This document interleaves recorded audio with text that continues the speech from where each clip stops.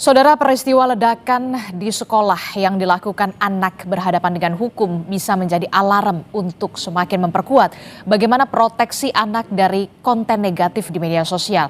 Apa saja proteksi itu? Kita akan ulas bersama dengan Komnas Perhimpunan Pendidikan dan Guru P2G. Ada Pak Satriwan Salim sudah bergabung bersama kami di Studio Orange Kompas TV.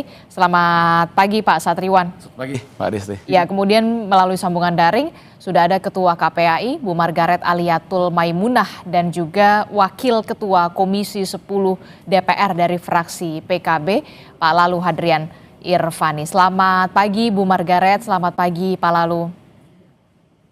Selamat pagi Mbak, selamat pagi Pak Satriwan. Iya, kita pagi hari ini membahas hal yang cukup penting dan sangat penting menurut saya karena peristiwa ledakan yang terjadi di salah satu sekolah di Jakarta ini dilakukan siswa dan ini bisa dikatakan pertama kali terjadi di Indonesia. Kenapa saya mengatakan pertama kali di Indonesia? Karena terduga anak yang berhadapan dengan hukum ini terpengaruh konten kekerasan yang ada di luar negeri, begitu ya, bisa di Amerika Serikat paling banyak begitu ya.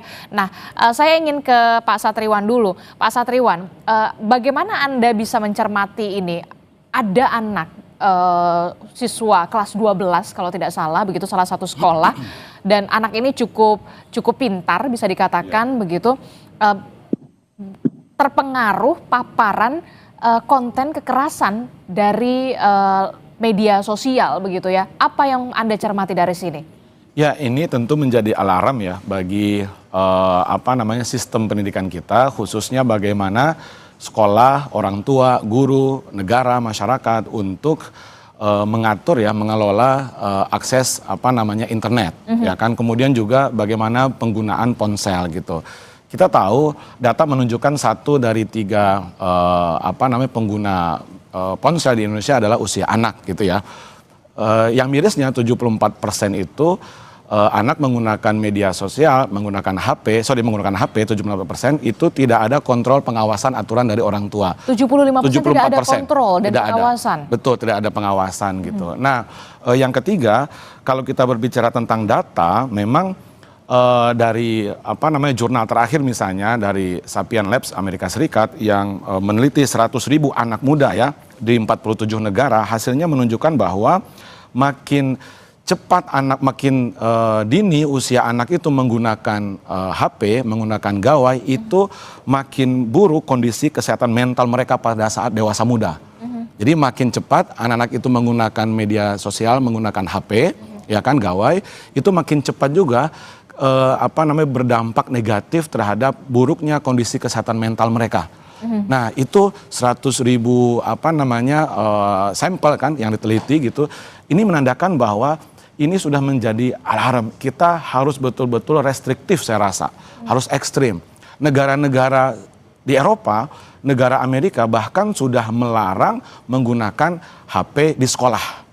Bahkan Swedia itu sudah paper based lagi. Balik lagi ke zaman dulu, betul, betul, karena ada dampak-dampak negatif dari penggunaan ponsel. Rata-rata anak kita menggunakan ponsel, Mbak Anita, itu 4-5 jam sehari. Padahal WHO itu, UNICEF juga gitu memberikan batasan maksimal 2-3 jam saja gitu ya. Australia itu lebih ekstrim, bahkan ada undang-undang di Australia yang baru disahkan, yaitu anak di usia di bawah 16 tahun itu dilarang menggunakan media sosial. Platform media sosial itu dilarang ya kan untuk mengiklankan kepada anak ya kan. Bahkan kalau ketahuan itu platform atau perusahaannya didenda 50 juta dolar.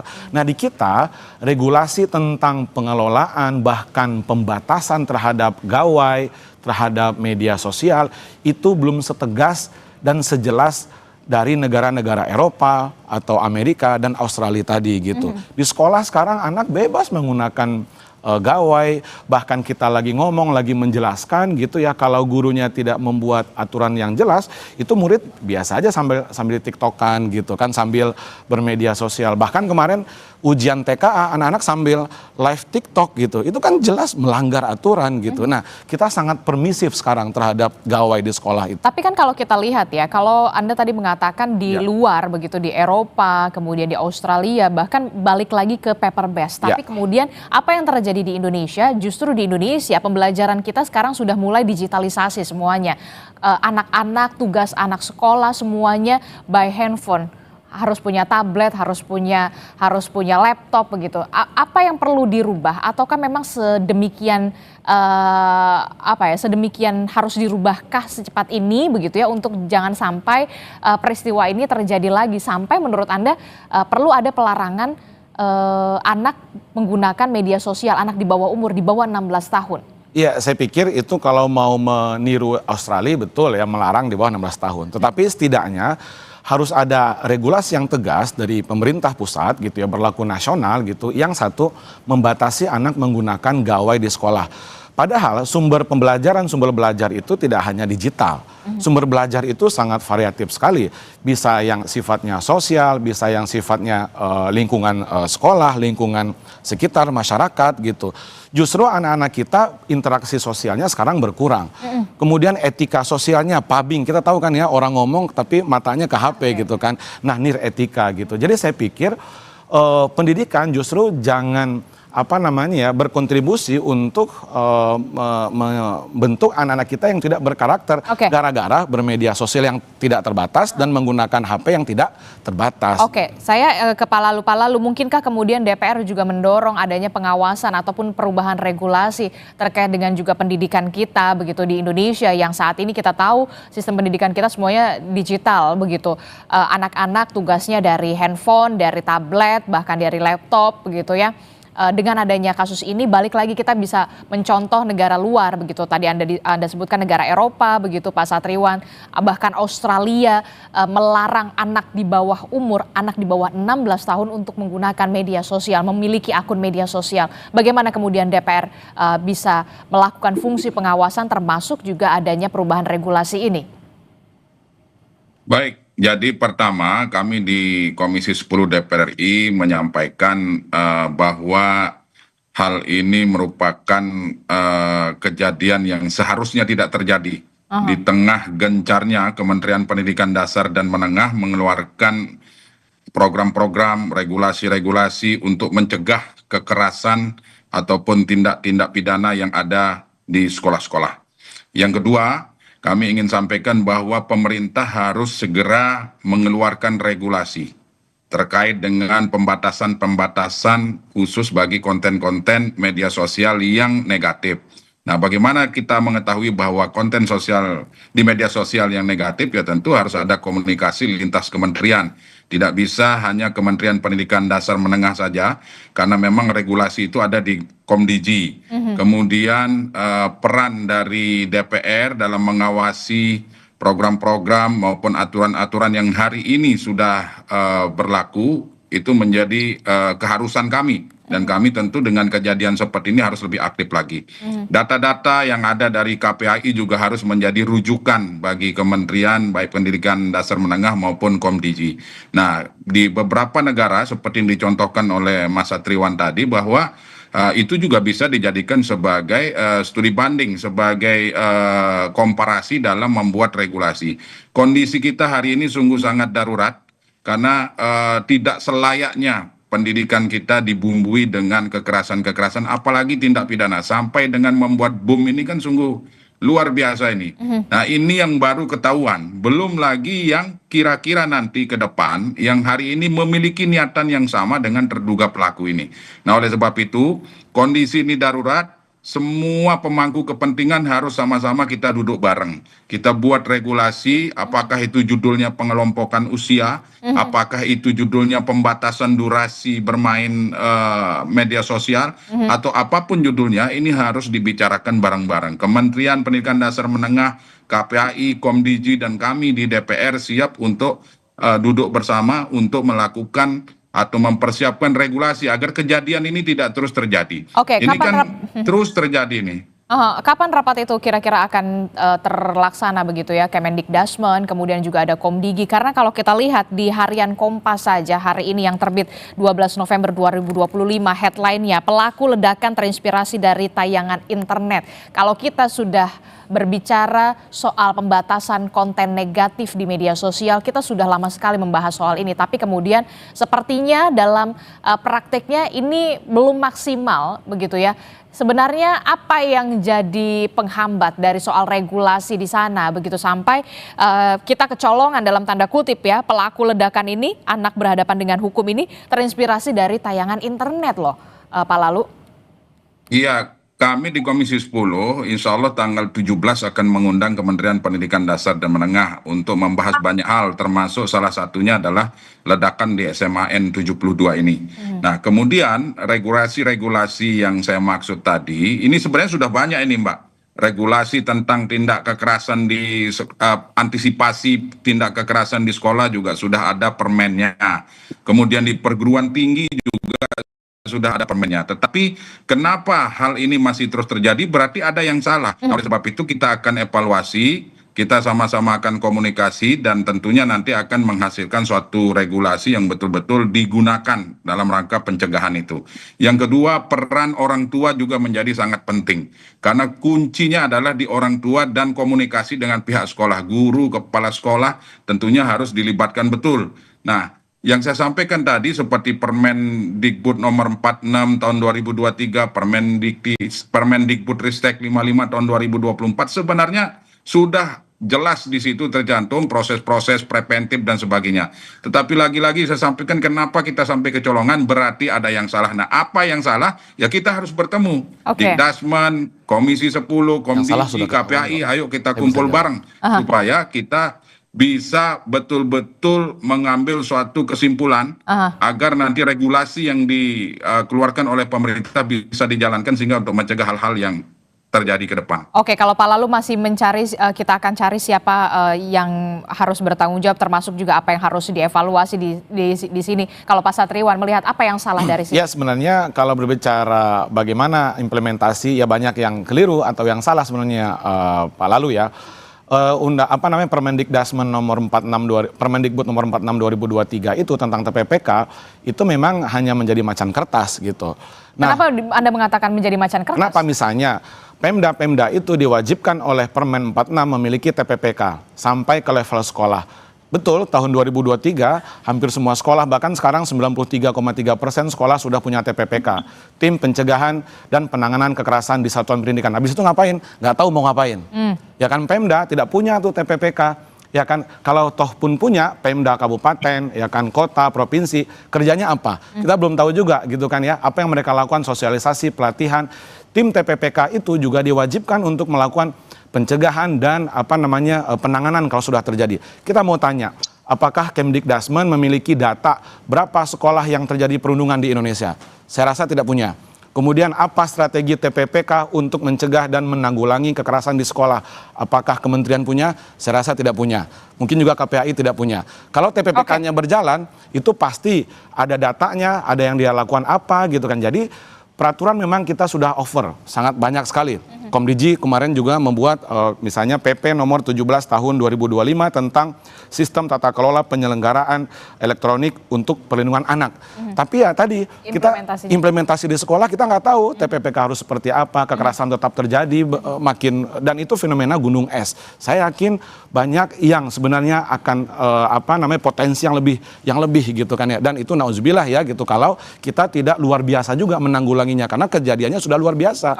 Gitu. Oke, saya ke Bu Margaret. Bu Margaret, kalau dari KPAI sendiri melihat kasus ini begitu ya, sungguh miris begitu, ada anak berhadapan dengan hukum dan bahkan pelakunya terinspirasi dari tayangan internet. Dari KPAI sendiri pendampingannya seperti apa kepada anak yang berhadapan dengan hukum, termasuk juga kepada para korban? Iya, baik Mbak. Mohon izin ya, mohon maaf saya lagi di jalan. Mudah-mudahan bagus ini ya. Jadi kemarin terkait dengan kasus ledakan di SMAN 72, kami sudah melakukan pengawasan untuk memastikan yang pertama bahwa anak-anak korban yang mengalami luka sudah mendapatkan penanganan medis, dan alhamdulillah itu sudah dilakukan. Kami juga memberikan apresiasi karena terakhir kami mengunjungi rumah sakit di hari Senin, kondisi para anak korban yang mengalami luka di beberapa rumah sakit sudah mulai membaik gitu ya, meskipun juga masih ada 1-2 yang agak berat gitu. Kemudian terkait dengan selain penanganan medis, kami juga memastikan bahwa anak-anak itu mendapatkan pendampingan psikologis, dan pendampingan psikologis ini tidak hanya terbatas kepada anak yang mengalami luka saja, tetapi juga kepada seluruh siswa di SMA N72 yang pada saat kejadian kemarin mendengar adanya ledakan, menyaksikan adanya ledakan, dan juga menyaksikan teman-temannya mengalami luka-luka dari akibat peristiwa tersebut. Nah, alhamdulillah kemarin juga hari Minggu KPAI juga bersama-sama dengan beberapa pihak ikut rakor terkait dengan membicarakan bagaimana kelanjutan belajar di SMA N72, dan kita semua berharap bahwa itu segera bisa dilangsungkan proses belajar, dan situasinya memang nggak bisa dilakukan secara normal ya, mungkin karena situasinya masih darurat sehingga harus dilakukan daring. Tapi sebelum masuk pada proses belajar, yang perlu juga dipastikan adalah pendampingan psikologis, dan hari Senin kemarin pasca rakor alhamdulillah dalam kunjungan KPAI ke sekolah, KPAI juga melihat bahwa proses pendampingan psikologis kepada anak-anak sudah dilakukan melalui daring, tidak hanya kepada anak yang sedang dirawat, ya anak yang dirawat di rumah sakit pun juga mendapatkan pendampingan psikologis, kemudian semua siswa juga mendapatkan pendampingan psikologis, Termasuk juga para pendidik? Dari pantauan, termasuk juga para pendidik? Iya, para pendidik juga pada saat hari Senin kemarin juga sedang dilakukan pendampingan secara offline untuk para pendidik, dan pendampingan psikologis juga dilakukan untuk orang tua secara daring juga di hari Senin. Dan hari ini terkait dengan anak terduga pelaku juga KPAI juga ikut melakukan pengawasan terkait dengan anak terduga pelaku. Kita melakukan kunjungan ke rumah sakit, dan alhamdulillah pada hari Sabtu sempat bertemu dengan anak yang dimaksud, karena kondisinya memang sedang mengalami luka yang lumayan juga, kemarin kan sempat kritis ya, dan sudah dilakukan tindakan operasi. Kondisinya sudah semakin membaik, tetapi tentu masih dalam kondisi yang harus prioritasnya adalah ke penanganan medis dulu saya kira. Tetapi tentu kepada anak tersebut juga perlu dilakukan pendampingan psikologis untuk selanjutnya bisa dilakukan pendalaman terkait, dan karena karena masih dalam usia anak, tentu seluruh proses harus mengacu pada peraturan perundang-undangan yang ada, yaitu Undang-Undang Perlindungan Anak, terkhusus Undang-Undang Nomor 11 Tahun 2012 tentang Sistem Peradilan Pidana Anak. Itu, Mbak. Oke, termasuk juga karena memang penanganan medis ini yang sedang diutamakan dulu, diprioritaskan kepada anak yang berhadapan dengan hukum saat ini sekarang. Lalu bagaimana dengan komunikasi yang dilakukan KPAI kepada keluarga anak yang berhadapan dengan hukum? Sejauh ini komunikasinya seperti apa dan pendampingannya bagaimana? Tidak perlu secara detail dan seksama. Ya, kebetulan pada saat KPAI mengunjungi visit ke rumah sakit, kami tidak bertemu dengan keluarga yang bersangkutan, dan sampai hari ini KPAI belum juga melakukan secara khusus karena kami kemarin berpikir mungkin itu masih menjadi ranahnya para penyidik untuk melakukan upaya-upaya pendalaman. Kami menghindari terlalu banyak pihak-pihak masuk, kami memberikan ruang terlebih dahulu, dan kami memang belum bertemu dengan orang tua ABH. Oke, Bu Margaret ini kan kalau kita lihat ya kan pelaku ini anak yang berhadapan dengan hukum ini terinspirasi dari tayangan internet. Bagaimana KPAI sendiri memandang sekrusial itukah kemudian sudah semengkhawatirkan saat ini kondisinya terkait dengan konten-konten negatif ataupun konten-konten kekerasan yang sudah memapar atau anak-anak sudah terpapar ini? Salah satunya ya ini yang anak berhadapan dengan hukum ini tadi. Anak berhadapan dengan hukum memang dari beberapa hasil apa namanya KPAI ketika melakukan pengawasan, termasuk ketika mendengarkan hasil konferensi pers dari penyidik ya beberapa narasumber kemarin gitu.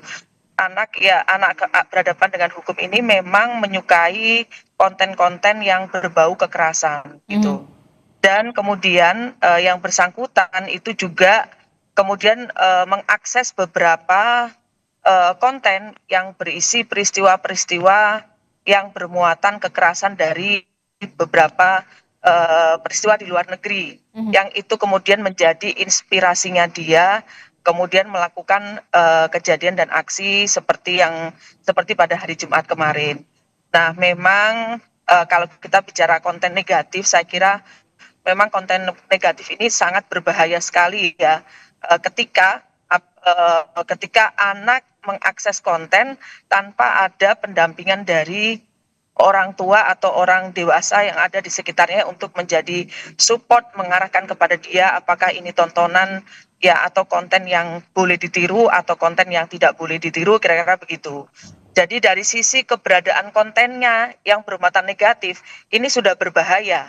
Ditambah dengan ketika anak mengakses tidak ada orang di sekitarnya yang menjadi guidance atau yang mengarahkan kepada anak-anak yang mengakses konten ini. Konten bermuatan negatif tentu tidak hanya yang berbau kekerasan ya Mbak, tetapi juga ada konten karena bermuatan pornografi, karena bermuatan judi misalnya, atau berisi perilaku-perilaku negatif yang dapat menjadi contoh anak untuk mengikuti perilaku tersebut. Oke, Anda masuk yang setuju atau tidak adanya pembatasan, tidak hanya soal pembatasan konten kekerasan di media sosial, tapi juga pembatasan bagaimana anak di bawah umur tidak boleh memiliki akun media sosial, supaya jangan sampai banyak sekali anak-anak yang nantinya yang terpapar konten dari kekerasan ini. Tingginya sebenarnya adalah bagaimana kita melakukan proteksi kepada anak-anak dari pengaruh negatif, dalam hal ini berarti konten-konten negatif. Tidak hanya terbatas pada kekerasan ya, tapi kepada semua konten yang memang berisi muatan negatif seperti yang tadi saya sampaikan. Saya setuju ada upaya proteksi. Sebenarnya juga PP Tunas itu sudah ada mengatur di situ. Tetapi betul yang tadi disampaikan oleh Pak Satriawan, kemudian juga Pak Lalu gitu ya. Problemnya ini sebenarnya sebagian itu kan sudah ada regulasi, tetapi prakteknya ini yang kemudian menjadi kenapa masih bocor. Nah, misalnya di dalam PP Tunas ya kan ada bahwa anak usia di bawah 13 tahun dia harus dengan persetujuan orang tua. Nah, ketika disampaikan seperti itu di dalam aturan, ini yang kemudian sangat longgar, karena harus persetujuan orang tua. Iya, tapi kan kita bisa mengawasi? Bagaimana kita bisa mengawasi kalau itu sudah mendapatkan persetujuan orang tua? Misalkan seperti itu. Ini beberapa yang mesti menjadi pemikiran kita ya, Mbak. Tapi bahwa untuk tujuan proteksi anak-anak dari konten negatif, tentu kita setuju dilakukan upaya-upaya yang itu memang dimaksudkan untuk melindungi anak. Oke, perlu ada proteksi memang dari lingkup paling terkecil adalah keluarga. Tapi kemudian faktanya kita melihat banyak sekali keluarga yang belum concern soal itu, begitu soal gadget begitu ya, bukan hanya soal konten kekerasan. Betul. Banyak sekali sekarang speech delay mulai bermunculan begitu ya, karena memang anak kecil sudah dikasih gawai supaya dia diam, supaya orang tuanya juga kemudian bisa beraktivitas begitu. Apa peran yang harus dilakukan segera oleh orang tua dari lingkup terkecil begitu ya, jangan sampai kemudian anak mendapatkan hal konten-konten negatif ini dari media sosial. Peran dari keluarga sendiri, padahal kita tahu keluarga orang tuanya juga lagi sibuk bekerja juga. Ya, itu yang saya maksudkan Mbak. Jadi kan bagaimana kita bisa memastikan bahwa orang tua memberikan persetujuan, melakukan pendampingan, atau setidaknya orang tua paham isi dari PP Tunas ini, misalnya begitu. Termasuk ketika akses terhadap game online ya Mbak, itu kan memang sudah ada aturan, misalnya game online ini diperuntukkan usia sekian. Tetapi kemudian siapa yang bisa memastikan bahwa anak mengakses game online itu sesuai usianya? Kalau lagi-lagi kemudian itu dikembalikan kepada orang tua nih, terkait dengan pengawasannya, saya kira tentu banyak sekali orang tua yang tidak mampu melakukan itu. Dan terkendalanya kan banyak, bisa jadi karena tidak mengetahui regulasi terkait, kemudian atau sebenarnya mengetahui tapi nggak punya waktu, kan begitu. Jadi macam-macam gitu ya. Nah, inilah yang kemudian saya kira menjadi hal yang mesti kita pikirkan. Kalau kemudian ini tidak memungkinkan, apa berarti butuh peran pemerintah dong untuk lebih ketat lagi terkait dengan aturan, misalnya pembatasan tadi itu gitu ya. Sepanjang itu untuk upaya proteksi, KPAI setuju pasti, Mbak. Oke, butuh peran pemerintah yang lebih ketat lagi, Pak Lalu. Kalau dilihat tadi Pak Satriwan mengatakan sebenarnya aturannya sudah banyak sekali begitu ya soal mengatur soal ini, tapi kemudian implementasinya, praktiknya di lapangan, kita masih kebobolan. Ya, memang ini tantangan tersendiri ya di balik derasnya kemajuan ilmu pengetahuan dan teknologi.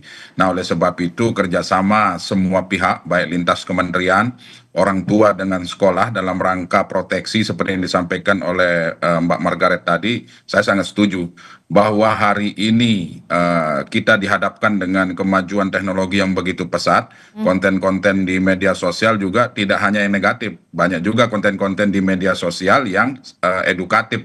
Nah, inilah yang perlu disosialisasikan kepada guru-guru kita di sekolah, bahkan kepada orang tua kita. Saya sepakat dengan pembatasan-pembatasan, misalnya sepanjang pembatasan itu juga harus sesuai. Ya, artinya konten-konten itu juga pemerintah harus memiliki listing mana konten negatif, mana konten-konten yang kira-kira bisa memberikan dampak edukatif atau dampak positif terhadap perkembangan para pelajar kita. Hari ini Presiden Prabowo Subianto sudah mengeluarkan impres tentang digitalisasi pembelajaran. Nah, itu salah satu upaya dalam rangka mengarahkan pelajar-pelajar kita bahwa penggunaan media sosial atau ilmu pengetahuan dan teknologi atau kemajuan teknologi ini betul-betul harus bisa dikembangkan ke arah positif. Literasi digital juga menjadi hal yang sangat penting yang harus dilakukan dengan kondisi hari ini.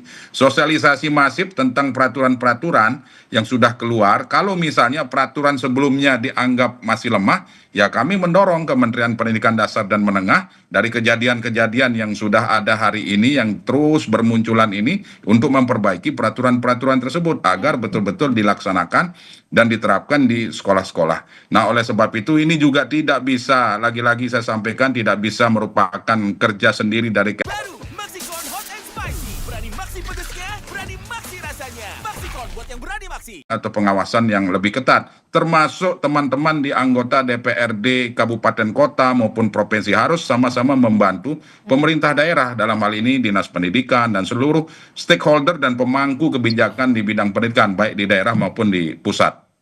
Oke, Seperti kita itu, akan Mbak. tunggu bagaimana win-win solutionnya Kemendikbudristek, kemudian juga dari DPR, termasuk juga dari Komdigi, jangan sampai kemudian ini jadi seperti gunung es begitu ya. Saya terakhir ke Pak Satriwan.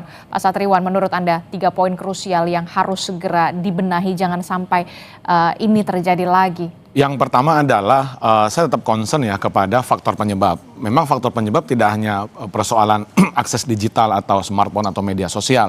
Juga termasuk bagaimana interaksi sosial anak. Ada bully itu kan ada kira-kira ada 4 jenis ya. Ada bully yang sifatnya verbal, ada yang sifatnya fisik, ada yang sifatnya bully sosial, dan ada yang sifatnya cyber. Nah, yang bully sosial ini banyak juga terjadi di sekolah-sekolah kita yang anak dikucilkan. Kalau kita lihat kasus yang 72 ini ada dugaan ke sana kan gitu, dikucilkan.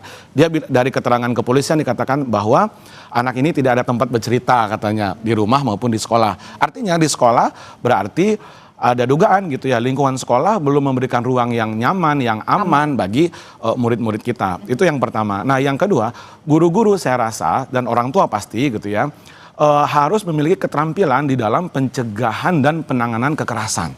Ya kan, jangan sampai tim pencegahan dan penanganan kekerasan di satuan pendidikan itu hanya sekedar nama label di sekolah, tapi dia nggak tahu kerjanya mau ngapain. Jadi kami mendesak, berharap Kemdikbudrismen untuk gercep gitu ya, untuk memberikan pelatihan terkait dengan keterampilan bagaimana pencegahan kekerasan ini, anak bully itu harus seperti apa, indikasi bully itu seperti apa, ciri-cirinya, jangan dibebankan hanya semata-mata ke guru BK misalnya. Karena BK itu kalau untuk SMA tidak hanya bimbingan konseling tapi juga karir. Ya kan, BK itu satu guru BK itu mengelola sekian puluh murid gitu ya. Beda dengan guru yang lain atau wali kelas. Nah, saya pikir ini penting keterampilan itu yang kedua. Nah, yang ketiga harus ada pendataan, harus ada data yang jelas bagaimana bully itu di sekolah, strateginya seperti apa gitu kan, sehingga kita tahu daerah mana yang tingkat bullynya tinggi dan seterusnya. Nah, yang paling penting juga ini harus ada semacam satgas saya rasa secara nasional, satgas nasional untuk pencegahan dan penanganan kekerasan yang di dalamnya kementerian lembaga semuanya ada. Selama ini setahu saya tidak ada, KPAI sendiri, Kementerian PPA sendiri, Kemdikbudrismen sendiri, Kementerian Agama juga sendiri, Pemda sendiri gitu ya. Nah, belum ada koordinasi dan harmonisasi untuk pencegahan dan penanganan kekerasan di satuan pendidikan ini gitu. Agar anak kita tidak lagi menjadi korban. Karena bagi kami ini adalah fenomena gunung es. Ini kita fokus 72. Sebelumnya di hari yang sama di Aceh, anak juga dibully lalu dia bakar pesantrennya.